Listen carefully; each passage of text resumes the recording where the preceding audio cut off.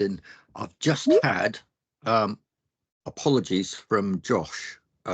He's had a couple of challenging things come up that needed sorting, so he apologises. Okay, no problem. Thank you, Andrew.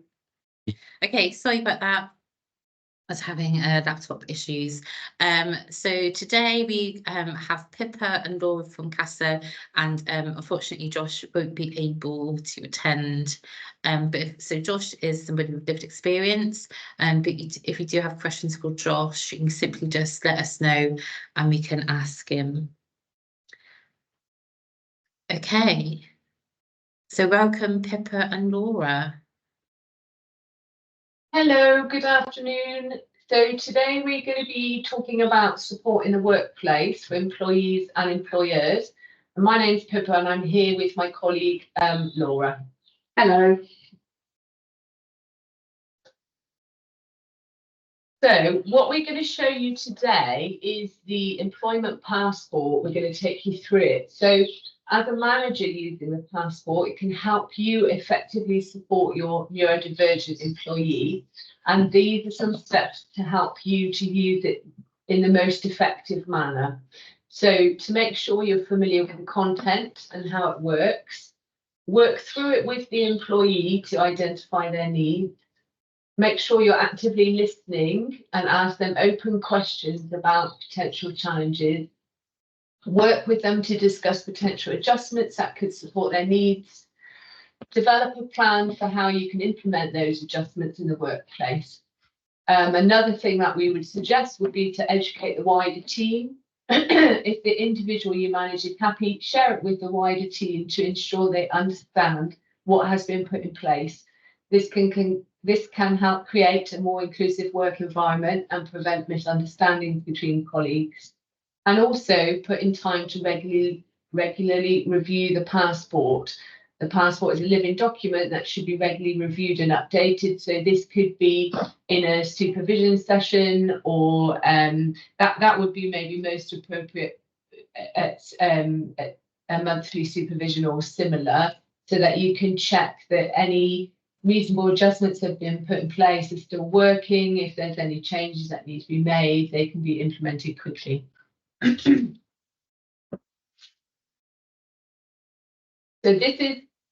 we'll run you through a copy of what this passport looks like. So at the top on the right there, it says this is not a definitive list of adjustments. It aims to promote and encourage meaningful conversations. To work well, this document should be reviewed regularly, and the aim is to reduce barriers and challenges that autistic people face in the workplace. So on the front here, we have obviously the employee's name, job title, the manager's contact details, and HR contact details as well, so that if something isn't going quite right, then the employee knows exactly how to get hold of somebody who they could talk this through with, who will have information about the passport and the reasonable adjustments that have been agreed to. So this next section, my sensory reactions. So this is really pertinent in the workplace because we spoke about this a little bit yesterday in terms of sensory challenges that might be happening. So we often have kind of strip lights. It can be quite noisy, quite echoey, depending on if you're in an office environment or maybe a warehouse. So it's really important to understand how people are experiencing their sensory reactions. So we have undersensitive, average or oversensitive to light, noise, touch, pain, smell and taste. So, similarly smell, if there's a work kitchen, then you might be able to come to some kind of agreement about lunch times, or maybe the use of a microwave if it isn't used for things like fish or eggs, or maybe they're kept in a separate place if someone has particularly hypersensitive to smell. Similarly with touch, sometimes there can be a work culture where people will be quite close to each other, or maybe put a hand, tap somebody on the arm to say, well done, good job. And that can really unsettle or overwhelm somebody. So it's important to know where people stand with those things. And the next section then, abilities that may be affected by my autism, balance, speed of responding, social conversation, coordination, time management, sense of direction, multitasking, concentration. So there, the employee would tick which of those are they experience, and then underneath in the additional comments, that's space there to really expand on that a little bit more. And then we have things that affect my ability to carry out my role. So again, in a workspace, there are going to be other people tapping on keyboards. There will be fire alarm drills, and background noise, telephones ringing, things like that. Particularly if you're in an open plan office, we're going to be experiencing a fair bit of that. So that's really important for people to know what is going to impact their ability to carry out their job role. Next slide, please. And then this is for the employee and the employer to work through together. So it's reasonable adjustments that that person can benefit from. So we put the challenge. So that might be sensory communication, working together, could be anything. And then the reasonable adjustment that the employer and the employee have come together to discuss what's going to work, so that they can carry out that role to the fullest. And obviously with the thought that the reasonable adjustment must be reasonable for all parties. So there may be some going back and forth. There may be some notes there as well. So the example that's given there is struggling in noisy environments. So the reasonable adjustment would be use noise cancelling headphones. So that then might be a referral to Access to Work to fund something like headphones. So there will be a few processes to that. So then the next page is just anything else I consider relevant to support me in my role. So that might be about how is best to communicate, if people would like a follow-up email after they've had a verbal conversation or anything like that, that can go on that page there.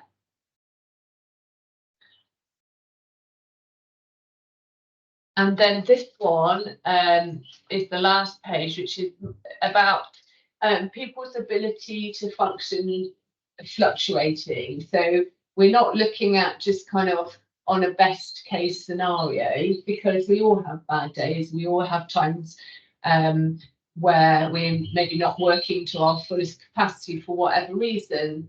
And equally, there may be days where people's sensory challenges are more extreme than another day. So we wanted to note that. So this page is, on a good day, autism has the following impact on me at work. And when things are not as good, the following functions are impacted. And so we're talking about here flexible, reasonable adjustments. So there might not be things that need to happen all of the time, but things that would still be a benefit to that person. So perhaps if they're struggling, then could they that week have a few more work from home days rather than coming into the office to have a big meeting or something like that? Could there be some flexibility when they have to come into the office?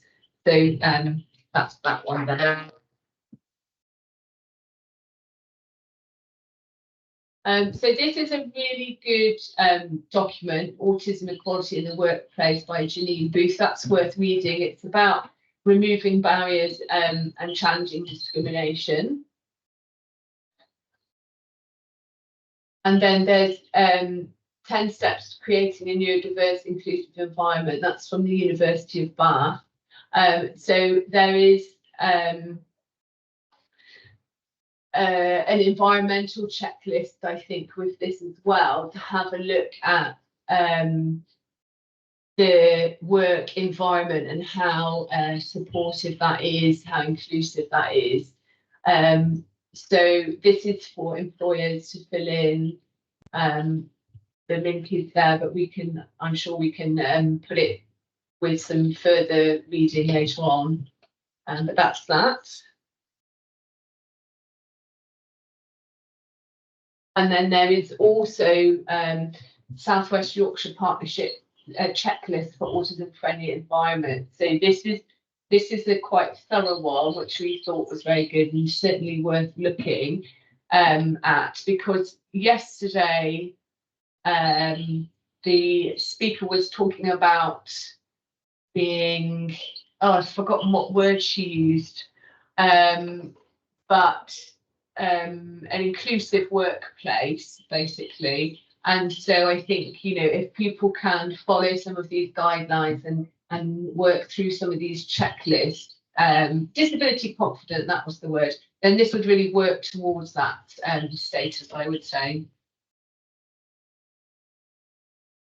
And so, as I mentioned, I've got my colleague Laura here, who's been working with us since October of last year. Time flies. Yeah. So what we wanted to do is a little semi-interview with Laura, because Laura is autistic, and we're very lucky to have Laura on our team with us. And we wanted to really hear about how Laura feels about her work with Independence Trust on the CASA team. So are you ready? Yep, ready. Okay.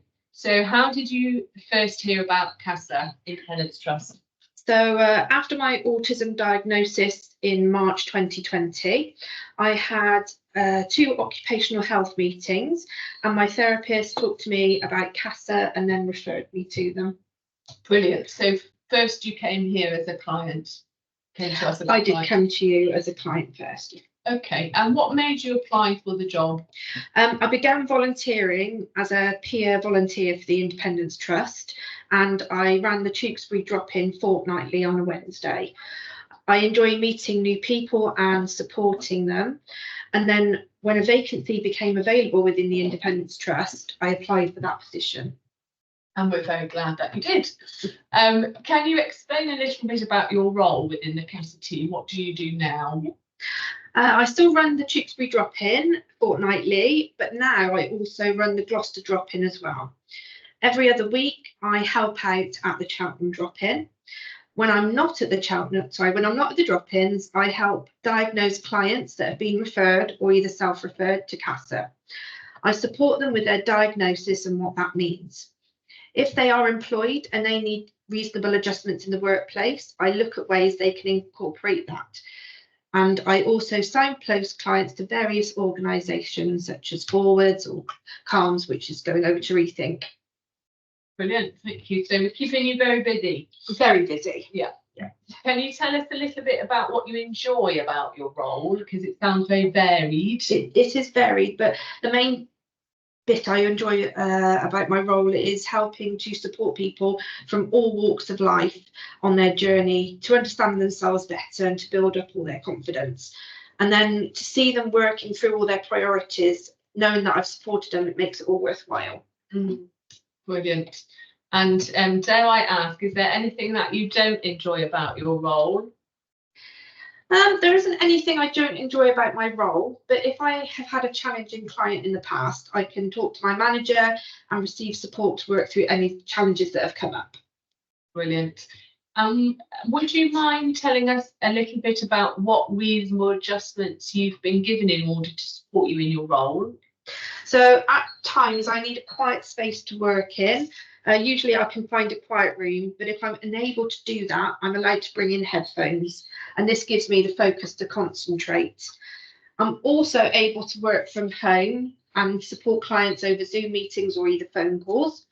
I also have fortnightly meetings with my line manager Pippa, and this gives me the chance to bring up any questions and to receive guidance and feedback. Brilliant. And what are your aspirations for the future, kind of in respect of work? Well, I absolutely love working for the Independence Trust. I have a great team of people who I work with, and I'd love to continue that for the future. I feel that this role is perfect for me, as I've always loved helping and supporting people and to see their confidence shine through and to complete their priorities with them.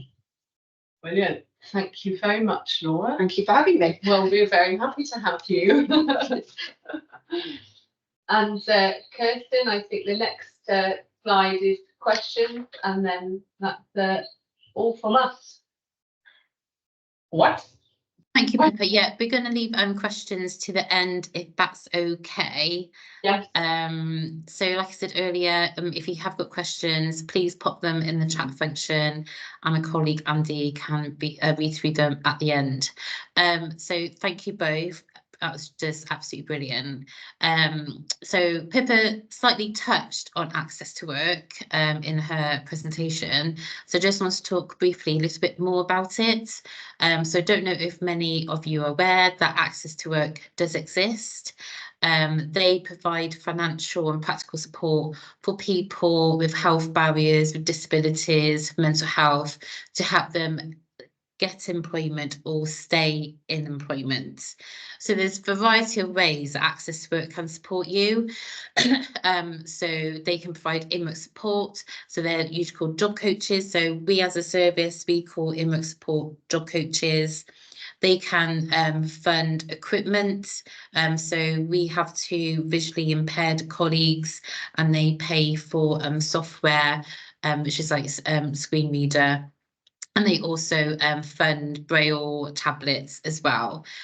Communication support, so that could maybe communication support in job interviews, transport. So as a service, as a support employment service, we have used the transport option quite a lot, because some of our customers live where there isn't a good bus service, or where they're going to work, it's not safe for them to even cross the road.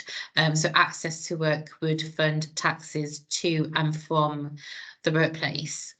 Also, they will fund changes to the workplace environment. So I do know there is one large employer in Gloucestershire where access to work funded for them to have a disabled toilet on the ground floor, because they had an employee that worked on the ground floor but couldn't meet their personal care requirements. And as I said earlier, they do provide access to support with mental health conditions as well. It's a really great resource. I have put in the chat the link to a fact sheet for employers.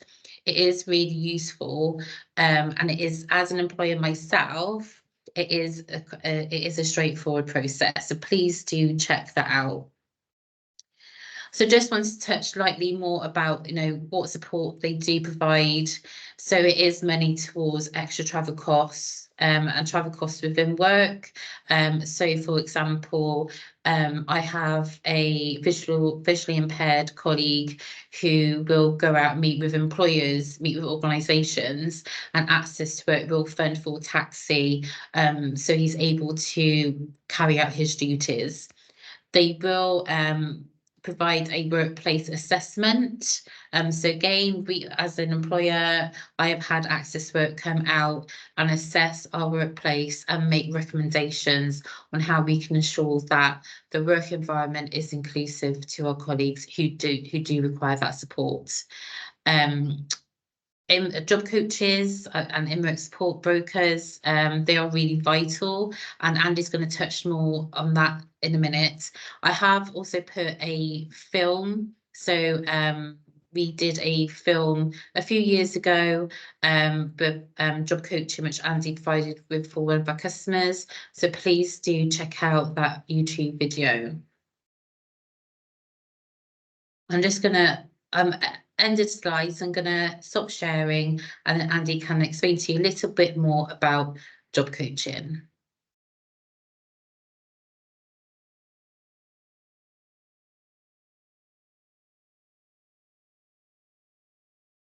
Oh, you're on mute, Andy.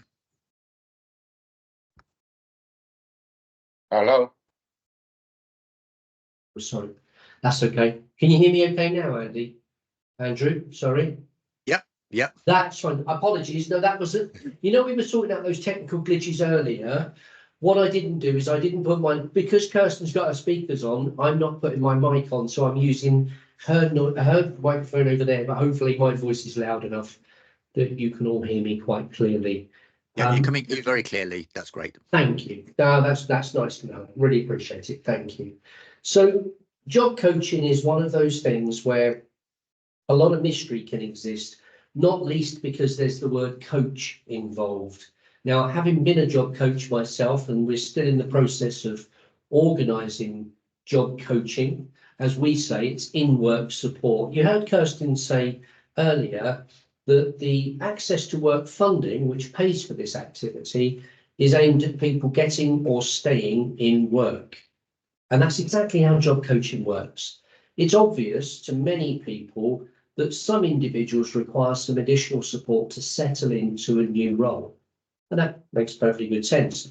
And that's how a job coach would very often be deployed.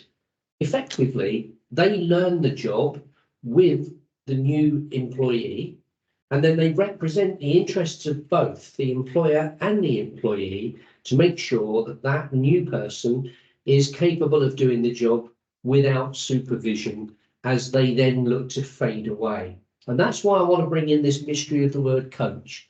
Very often in different circles, you'll hear about coaching, and you'll see certain coaching practices that are all about the coach and the coaching, and they're keen to be involved. And when we do job coaching, what we do is the absolute minimum that's necessary. And although that might sound odd, you don't empower people to be capable of working independently if you make them dependent on your involvement. And we use a process for that which we call fading. So we might be quite prominent initially, but as soon as we can, we take steps further and further back until such a time as the individual doesn't even notice that we're not there anymore. And that is a successful engagement when it comes to job coaching. In addition to induction, the other word we often hear in job coaching terms is retention. And that's about people staying in work. Now, sometimes an individual's performance can slide and it just needs bringing back up. They might be missing certain objectives, and the employers will start to notice this and effectively say to an organisation such as us, can you help us to get our employee back to the standards that we once saw? Alternatively, as Kirsten rightly mentioned just now, some organisations have changes. They may have new processes. So effectively, you're helping that individual to stay in work by re-inducting them into the new work pattern. Overall, job coaching is a service that, whilst aimed at the employee, is effectively a bridge between the employee and the employer to make sure that the standards of performance are as expected and that the individual is confident to carry out those tasks without anybody giving them constant help as they go along. I hope that's given you a clear view of the ambitions around job coaching, and if anybody does have any questions, be they general or specific, do please add them to the chat. Thank you, Andy. So I would strongly recommend you look at that fact sheet for employers because it is a really good resource. I've also put 2 links. So there are apps for people. So it's like a virtual kind of job coaching. So that's Brain in Hand and Autonomy. Access to Work will fund both of these apps. We've worked closely with Autonomy and they're a great organisation.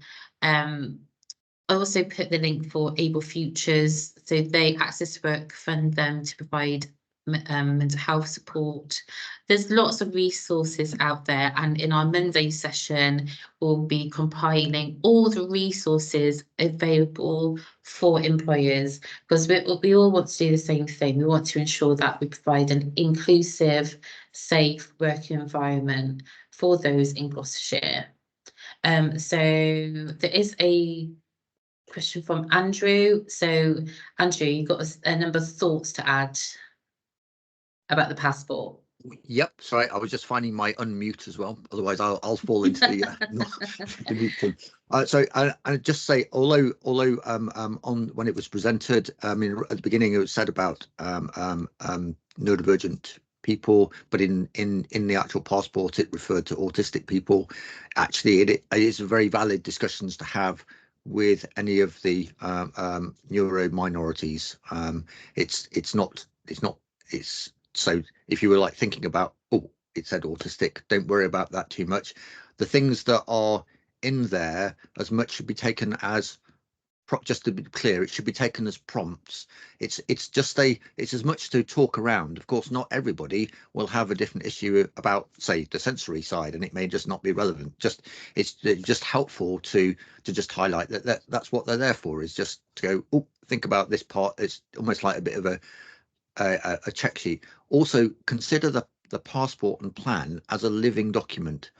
And I mean, I would suggest that it's worthwhile having some sort of regular review, but also invite discussion at any point if the employee goes, oh, actually something's not quite working for me, so that they don't feel as though, oh, I've got to wait 3 months before I can talk about it.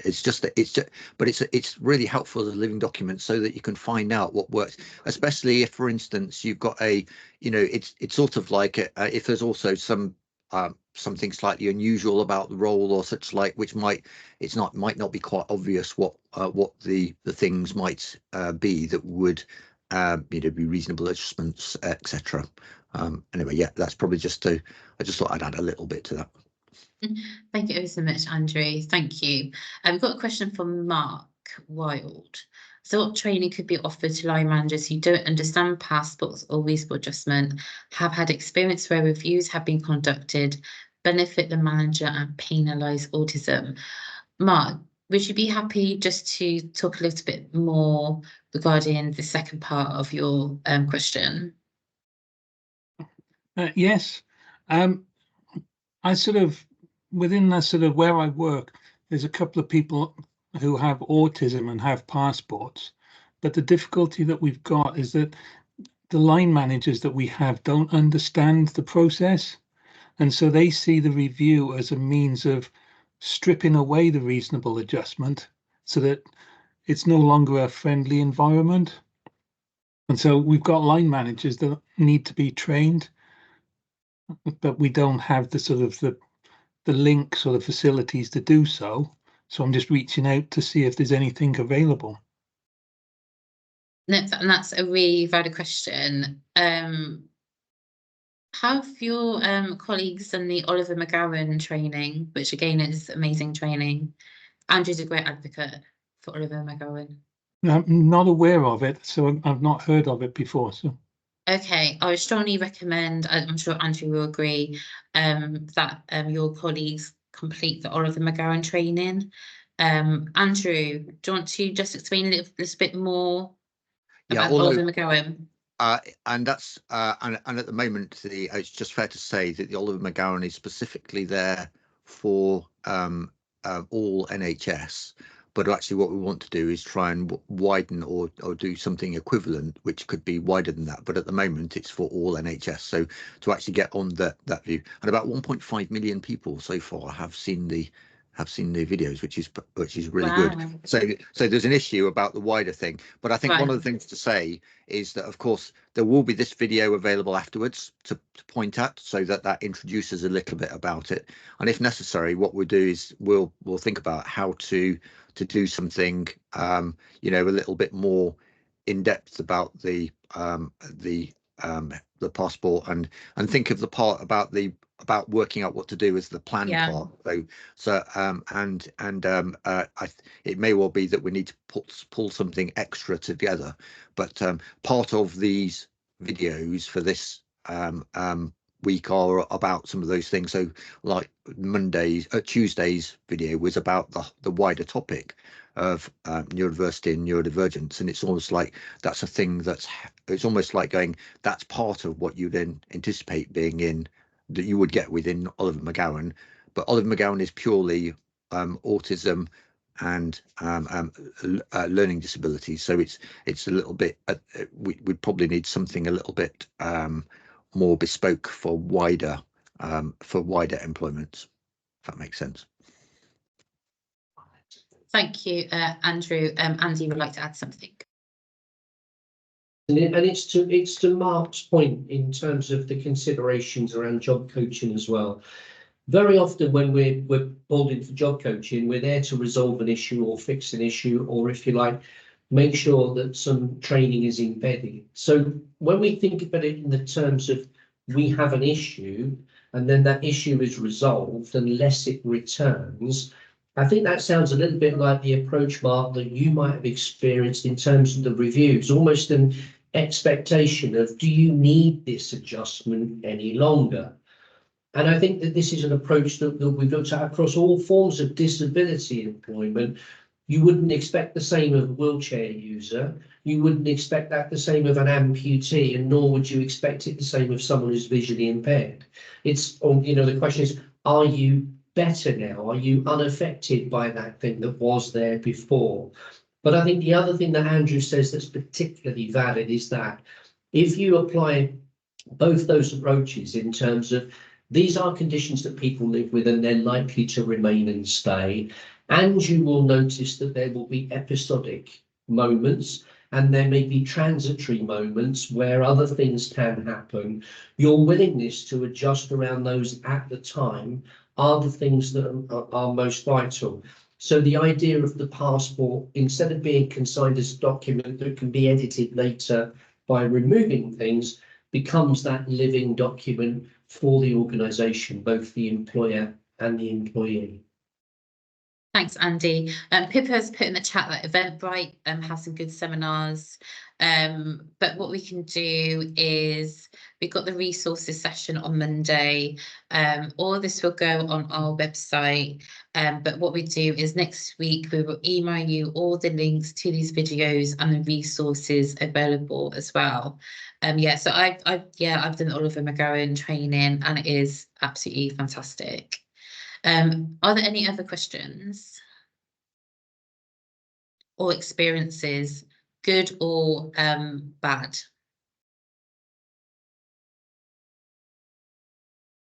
I also just wondered whether Pippa or Laura might be able to, and obviously sensitivities to being too individual of some of the ones, is some of the issues that they've come up, because obviously this worked with people and their employers together, and I wondered whether there's a few anecdotes that they might care to share. Thanks, Andrew. So my biggest piece of work I did with an autistic person in work, they had been working pre-diagnosis for about 15 years in this company, and then they had in adulthood their autism diagnosis, and then when they went to their employers to ask for reasonable adjustment, they're saying, well, how have you managed the last 15 years then? Why has this not been a problem before?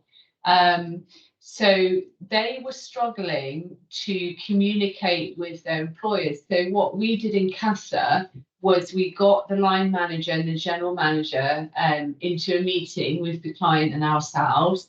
And we did a very brief overview of autism, but specifically for this client and how it impacts her. And there was a lot of sensory challenges in that workplace because of the type of work they were doing, which obviously I won't disclose, they needed lots of bright lights. And she was really struggling with the level of light from her desk doing her work, but also other people's desks. So one of the reasonable adjustments that she found really good for work was she bought a really cheap 1980s style visor for her head, which blocks out the light from the kind of ceiling lights, but also was able to block out enough of the other people's spotlights, so it wasn't impacting her, and that really made a difference. She did wear headphones, and she was also, they had a library in her workplace, and it was kind of booked out for her for an hour at lunchtime so that she could go in, eat her lunch, do a bit of crochet or whatever she needed to do to have some downtime, and then come back to work after that. And she found that really helpful. There were certainly bumps in the road. There was a lot of things that the employers didn't understand. And that was fine because we were able to send support and information and signposting for them. And as it kind of transpired, this company that she worked for is part of a bigger company, and she found out that they didn't have a neurodiversity policy for anywhere in this big company. So we ended up supporting her and her big boss to write a neurodiversity policy for all of their big group. And so during that process, she ran a few kind of market days where people could come and meet her in the library if they identified as being neurodivergent, and they talked about some of the reasonable adjustments they might need. And that was all included. And I think since she kind of disclosed her diagnosis, quite a few other colleagues came forward and said, yes, I'm also dyslexic or ADHD or whatever it might have been. And then off the back of the policy that was written, she did some videos, and she themed them differently. So one was autism, another ADHD. She covered a few conditions, and they went up on the intranet of her workplace, so that all of her colleagues could watch them and gain a better understanding. So it was a large piece of work in the end, but it wasn't just to the benefit of that one person. And I think we kind of touched on that yesterday, Andrew, in that some of these changes would benefit everybody. Some reasonable adjustments would be great for all employees. And if we could get to a level where everybody, is supported, and then maybe somebody who's autistic has a few on top, but we're all having a level of support, would be really good. That's an amazing example, isn't it? That's just the fact that you also help the employer. That, yeah, and I think we always try to do the best, and we always try to do the right thing, but there is that support out there, and I think that's just like a perfect example of how you have supported an employer to have that person. I think it's amazing. Are there any other thoughts or questions? What I'll do is, I was just thinking, because to say tomorrow we're having a session on maintaining a neurodivergent inclusive workforce, and I'll try to make sure that just cover a little bit about the importance of I'll just to re-emphasize the health, the passport, the passport and the plan. Yeah. And tomorrow we'll actually cover almost like a wider set of things about for the workforce. So it's because actually one of the things also, because the example there about the 15-year example, yeah, many older employees, and that can then, and when I say older, that could be like 30 plus. Well, in fact, even 20. There's quite a lot of people who were not picked up when younger, and specifically people of my age, and I yes, I'm really an old fogey. For people of my age, it just really wasn't looked out for. So one of the things is that many people who are in work are going to are quite likely to have some form of there's like 15% will have a neurodivergent condition of some sort, and they just may not know. So there may be some issues that have been coming up, and actually that's one of the, and actually not all, and people won't necessarily realise to go for a diagnosis, or may not want to go for a diagnosis, but it's still helpful to be able to recognise where possible and encourage the discussions to be had, as much so because it benefits both you as an employer and also the employee. It's sorry. No, and that's a really valid point, because I think sometimes as employers, we have to remember that we do have an aging population, so people working longer, and there's so many myths, and people autism wasn't a popular topic. No one really spoke about it. But now, as a society, we are talking about it more. There's more information out there on, what are the symptoms and how the tools to kind of like self-diagnose is becoming more the norm. So, as employers, do have to remember that, some of our colleagues may identify as having autism. So like when Pippa gave the example earlier, about 15 years, and so I think that's something that we do need to bear in mind as employers. And I think it's worthwhile. I'm just thinking, so there's so some mentioned autism there, but of course ADHD, dyslexia.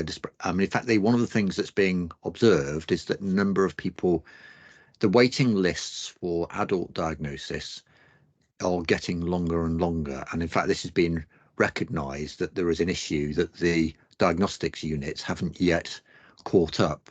In fact, Gloucestershire is at the moment, we're just taking on more people within the diagnostics service to meeting the demand. We've got quite a long way behind, and it's sort of but that part of that. So when interestingly, when I've given talk in an NHS setting, I've had NHS people come afterwards and say, yeah, actually I recognise myself in that. Oh, that's it. And it's sort of like an interesting thing. So I think it's just useful to bear in mind. Yeah. And I'd like to jump on. I know I'm on Kirsten's mic and add one other thing. I'm trying not to make her embarrassed, you see, because of the sterling work that Kirsten has put in over these last couple of weeks. As we speak, right now, downstairs in our office, there is an ongoing Spectrum Jobs Fair, where we're seeing individuals coming in, looking for employment opportunities and employers who are keen to speak to them. And I think, Andrew, what you said there, a lot of these points are very valid, including the long waiting list, the difficulties with diagnosis, but also at the same time, it does pay us to remember that there's some really good work that's going on at the moment to make a difference to this. There is a growing willingness as well as a growing awareness of the issues that individuals face around the realm of employment. So I don't know if you're good with your react buttons, but I'm going to be tempted to say, if you think that Kirsten's work this week in putting together a room full of people, which I've just witnessed, meeting each other to discuss employment opportunities, you can press your react button and you can give her a round of applause, and then I'll apologise for embarrassing her in the way that I'm doing, especially because she's sitting right there right now. So thank you. I can't even look at him. Yeah, so like Andy said, downstairs, literally a 2-minute walk, we've got a room full of employers meeting people that want to work, and hopefully it'll be our first specific jobs fair, and I hope we will have more of them. But I just want to say, if you need any advice or support, please do contact us. We are here. We form part of the Employer and Skills Hub. So myself and Andy are part of that employee engagement team, and we are supporting employers to look at their recruitment processes and to be more inclusive. So if you've got any questions or if you need any support, you've got our email address, please get in touch. And then also, really important thing to remember, there is no silly question. There isn't. We are all together as employers learning for one another. So please, any questions, don't be afraid to get in touch with us. We are here for you. Okay, so I'm going to close this session now. We're actually finishing early for once, Andrew. Amazing. So just want to say thank you, Andrew, again. Thank you for Pippa and Laura. Amazing. And thank you to you all for taking time to join us today. I know it's probably your lunch break, but I hope you found it informative. You've increased your knowledge. As again, got any questions, please get in touch with us. So I will say goodbye for now. Thank you. Bye. See ya. Bye. Bye.